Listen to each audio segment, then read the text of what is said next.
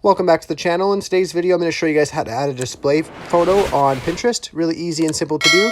So all you have to do is just head over to the Pinterest application, open that up, and then once you're on the Pinterest application, you could just go over to the tab on the far right, click on that, and then you want to go up to the top right and click on that little hexagon there, and then you want to go to Edit Profile, which is under Personal Information.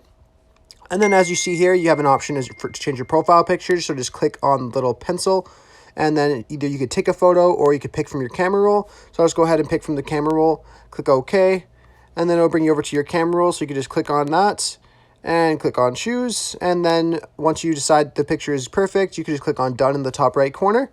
And then that will save the new profile picture there for you to use on Pinterest. I hope I was able to help you guys out with this video. If it was helpful, be sure to leave a like and subscribe for more tutorials. Thanks for watching.